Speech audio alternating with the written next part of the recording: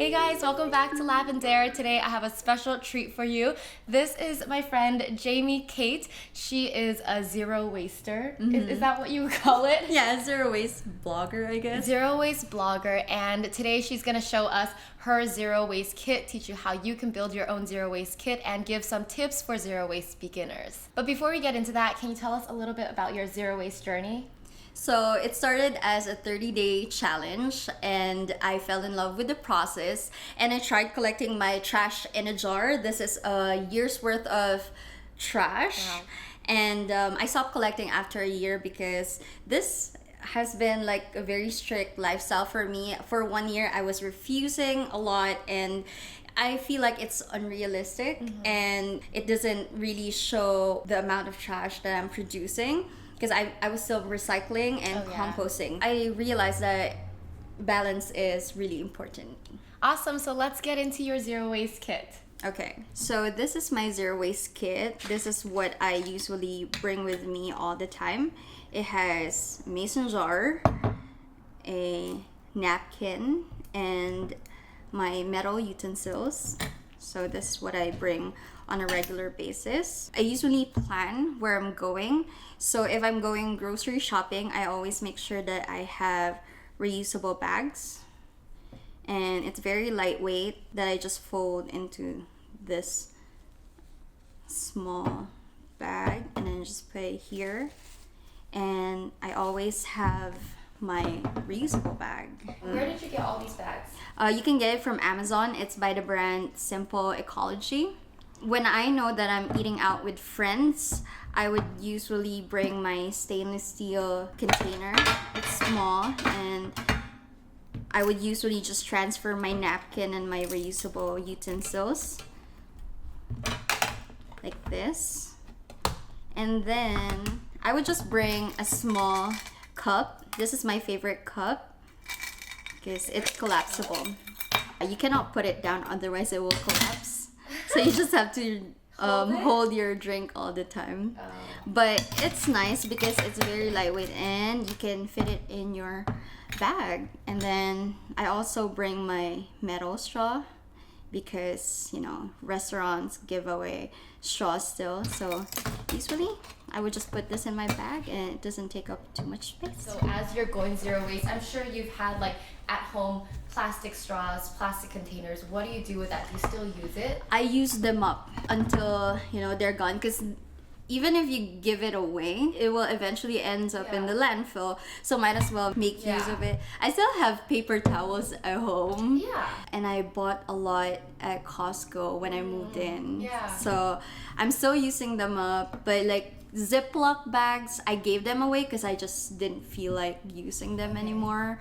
But yeah, I suggest just use up whatever you have, because otherwise it will, you know, it will be wasted. That's where I'm in the process. I have so much stuff that I've bought before or people have given me, so I'm just using it. Yeah, the hardest part when I was transitioning was gifts. Oh yeah. Because I was shy at first. I didn't want to say that I was practicing zero waste to my family, of course, and they were so like giving me gifts. Eventually I had the courage to tell them that I appreciate like money or gift cards instead of like physical gifts, because I'm trying to live minimally. And they respect that, and I now get Target gift cards, which I love. Awesome. So yeah, that's great. So for example, I leave my bag at home.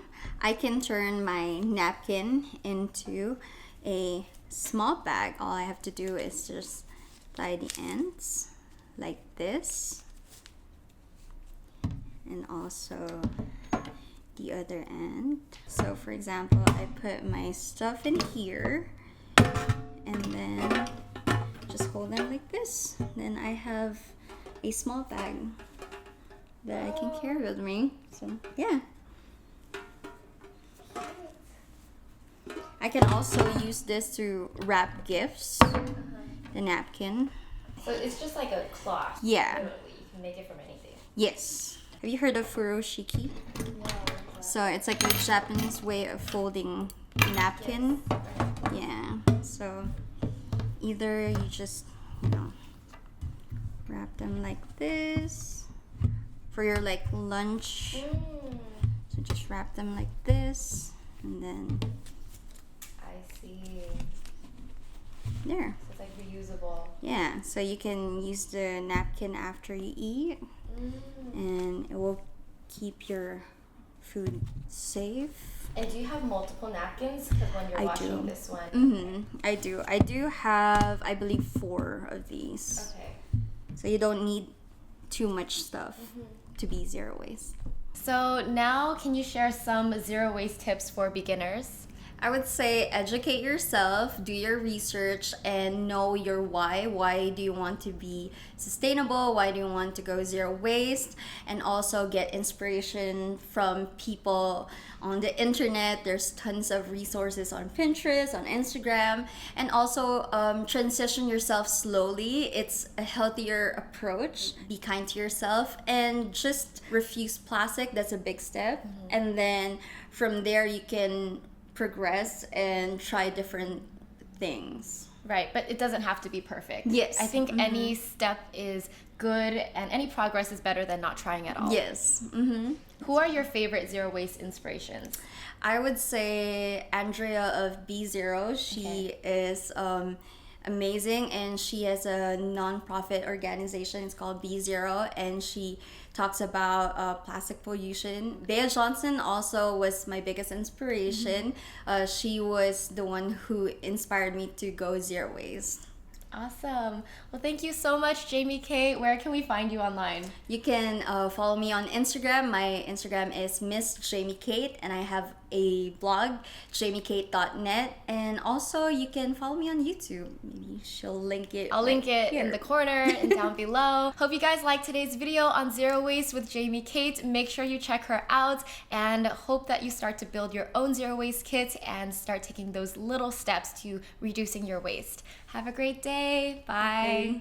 I'm here with Jamie Kate. She's assessing my trash. These are the recyclables. I'm learning a lot. I thought this was recyclable, but it's apparently not. No. Boba. This one's compostable. So if you're going to recycle the paper, make sure to remove the plastic window, because otherwise you will ruin the batch of recycling if this is included. So. And this too, like the plastic there ruins the whole too. batch. If you're given a receipt, try to refuse it because it's coated with BPA, and once you touch it, it is readily absorbed by your body. So, no.